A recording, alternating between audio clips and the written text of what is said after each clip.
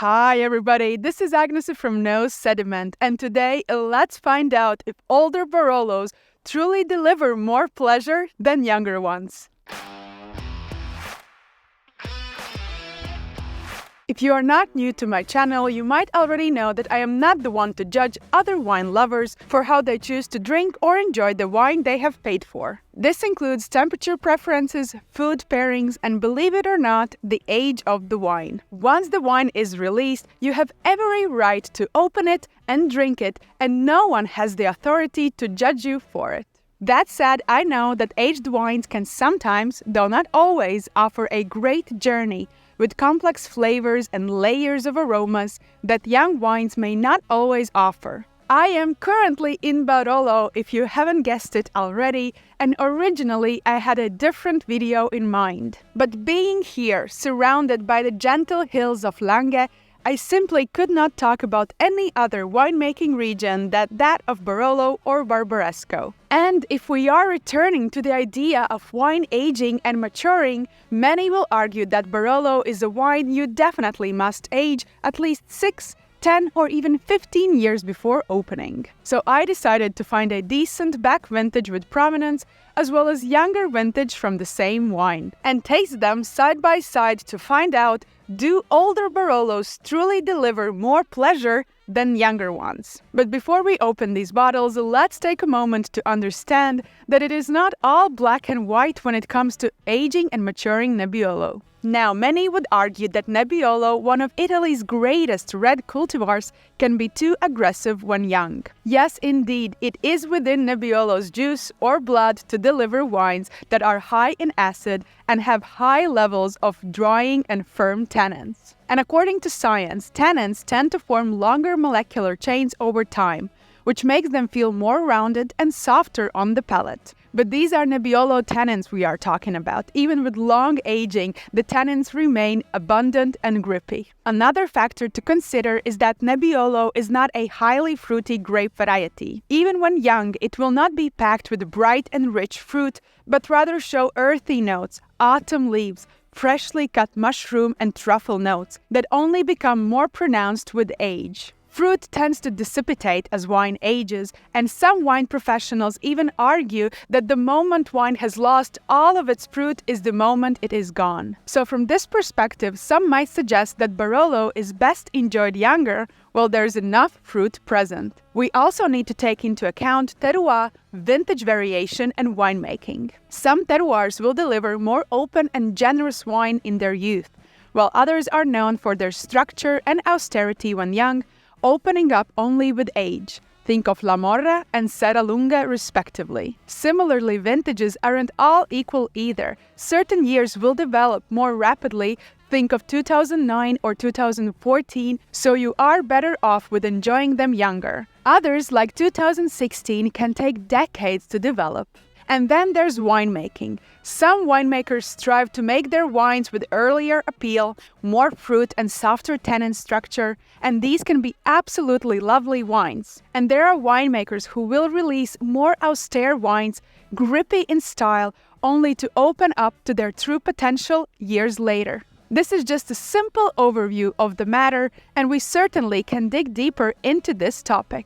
But for now, I have 2 wines, so let's allow them to speak for themselves. Okay, shall I open the wines? So we will start with 2020. Okay, cork seems fine, and I will just give you a bit of insight while I prepare my tasting. So these wines are coming from Mauro Molino, producer. They are based in La Morra. La Morra is one of the highest villages, communes of Barolo. And both of these wines are coming from Conca MGA, or a vineyard, if you will, which is one of the smallest in Barolo. So let's open wine number 2, which we know is 1998.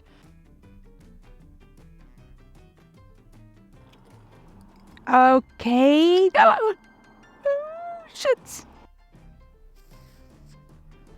Okay. We are good to go. I was so excited about opening this wine. that I forgot that it is old wine and that the cork must be moist, and fragile. So I went with all that energy, and that's just wrong. I should have been more careful, but we are good. So let's pour 1998. Before we taste these wines, I wanted to talk a bit about these vintages. So I have selected very specifically unique vintages. So 1998 is supposed to be this legendary vintage. And if you would look up descriptors about it, they would still say drink or hold. So potentially 1998 would still have aging capacity, maybe not necessarily 20 more years, but maybe, extra 5, extra 10. And 2020 vintage is not bad vintage at all. It is just a style of vintage that's supposed to develop more rapidly. So let's see if they really represent the vintages and their characteristics. So I shall start with 1998. So first of all, what you probably don't see, because I don't have a white background, but it is cloudy. So naturally, this is what happens with old wines. They drop a lot of sediment and they are not crystal clear or bright. And as we would expect from Nebbiolo in general, either young or old, it is brick in color. And this one already shows those orangey hints, so for sure there is some age. Now, on the nose, I don't want to say that this one has lost its fruit, but the fruit style has changed. It is not crunchy and fresh and zesty style of fruit. It is more dried, more oxidized, crushed. Like, I don't feel bright, fresh cherries. I feel rather dried cherries. And then those cherries are wrapped within that leather, that forest floor, that mushroomy flavor. It is actually quite deep. Let's taste the wine. All right, on the palate, this is beautiful. This is what we expect from aged wines because everything is kind of in that perfect balance. So of course you feel the acidity, but somehow it is kind of calmed down. It is not as energetic as in the younger wines. Likewise, the tannin. It is grippy. It is for sure drawing. We spoke about that before. It is Nebbiolo tannin, but those tannins have lost its power, if you will. They're just calmer in a way, and they act as a part of whole wine, like as a whole perfect kind of that spheric character. So on the palate, this wine just seems complete. If you would ask me how much longer it could age, I would want to say not that much. I think because of that drawing fruit style and that calmness on the palate, there's not much energy left to kind of take it a bit further. So maybe it might hold in this place for another 5 or 8 years, but I think this is a perfect moment to enjoy this wine. Okay, let's move to Barolo 2020 vintage. So on the color we see it is much brighter, it is clear, and it shows no sediment.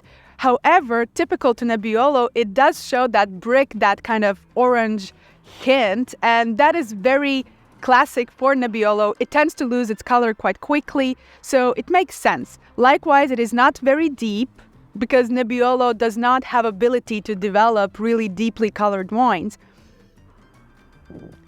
On the nose, we actually feel a lot of energy here. So here there are more of that fresh cherry, fresh strawberry, crushed raspberry, and there's not a lot of oxidation happened.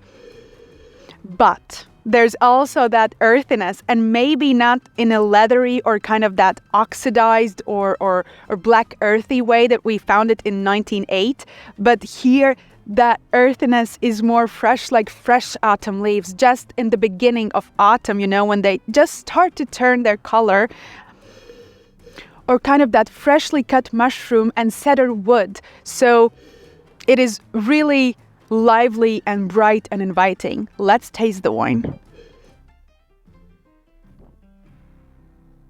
Okay, maybe I have used to Nebbiolo tannins, but I don't find them too harsh or aggressive in any way.